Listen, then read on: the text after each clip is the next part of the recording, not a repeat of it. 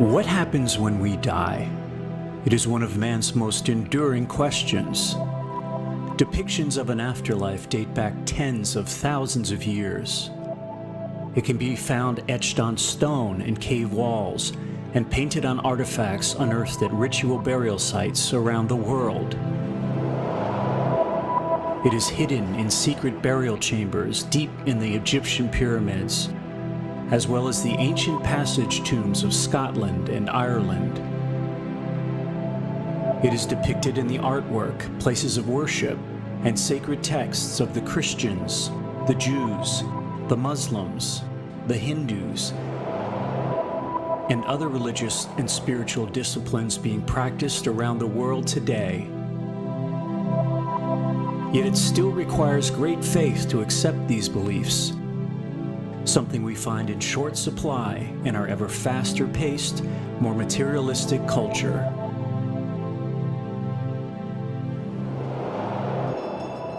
What if the question of the existence of life after life could now be answered with certainty? What if we now know what it looks like, what it feels like? A closer look into what is known as the near-death experience is now giving us just this opportunity.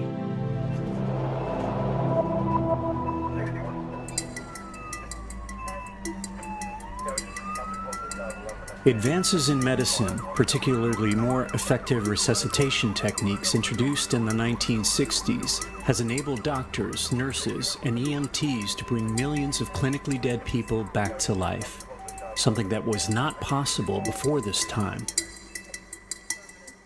In a state of clinical death, most frequently brought on by cardiac arrest, the respiratory center near the brainstem stops functioning, evidenced by the cessation of breathing. Blood flow to the brain stops altogether. There is a complete loss of electrical activity in the cerebral cortex, which results in a flat EEG. All brain functioning ceases, and it becomes impossible to be conscious or to form memories. And yet, it is in just this state of clinical death when people are reporting having the most profound experiences of their lives. With survivors reporting these experiences in such high numbers and with such clarity and consistency, they are opening a window into another realm of existence we can no longer ignore.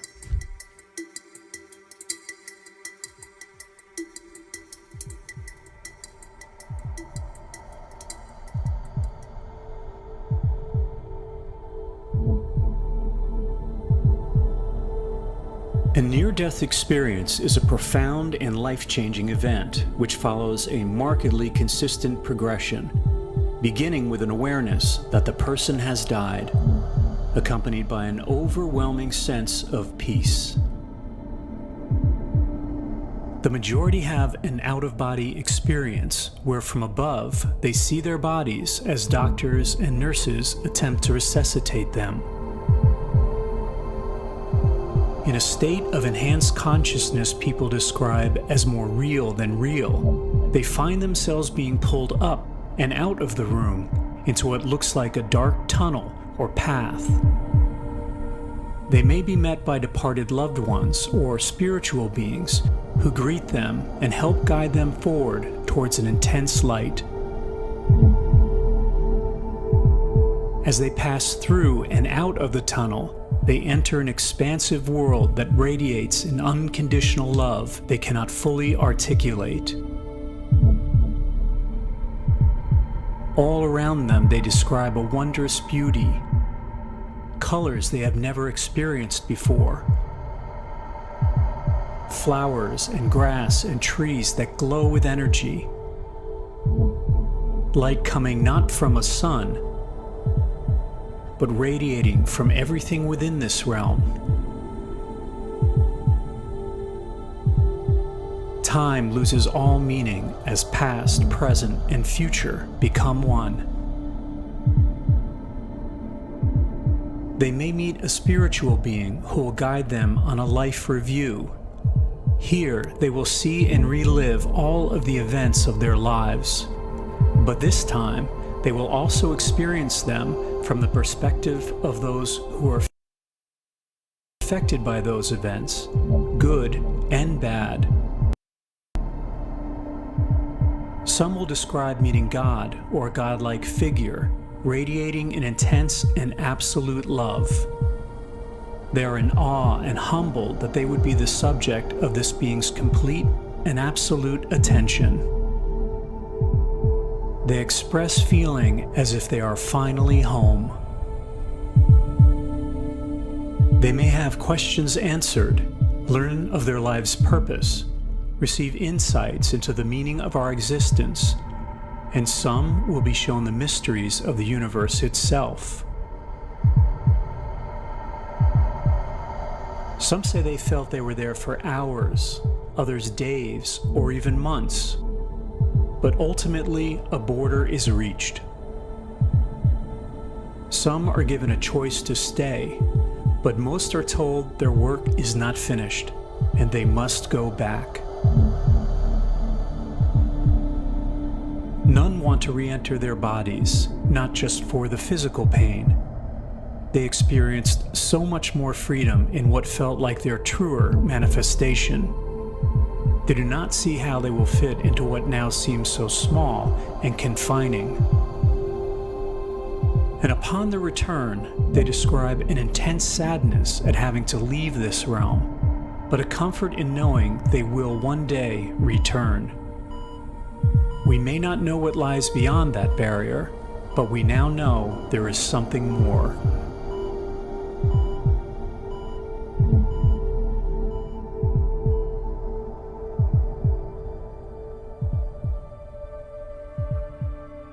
So are these NDEs real?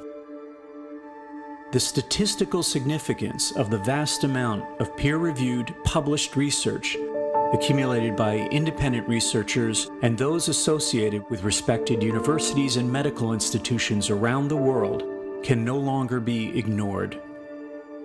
Nor can it be explained away as mere chance. NDE reports worldwide are striking in their similarity regardless of a person's culture, race, gender, sexuality, or religious beliefs. Another commonality is the permanent shift in attitudes and beliefs that follow an NDE, changes that do not occur with those reporting clinical death who do not also experience an NDE. Most express being more accepting of others, much less tied to the material world, and with an absolute certainty that there is life after life. Almost 100% report no longer having any fear of death. 96% say they were, without exception, more real than anything they have experienced before or since.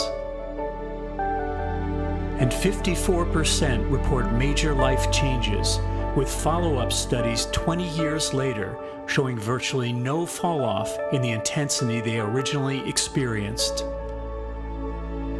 Further strengthening the data's veracity is corroboration from doctors and nurses of what survivors describe happening in the operating room during clinical death, the most irrefutable proof of an NDE. 45% report an out-of-body experience in which they can accurately recount what was said and being done during resuscitation from a vantage point outside of their bodies. This phenomenon also supports the theory of non-local consciousness, a consciousness beyond and apart from our physical bodies. With our growing understanding of quantum physics, much of this data is being revealed as having a basis in science as well.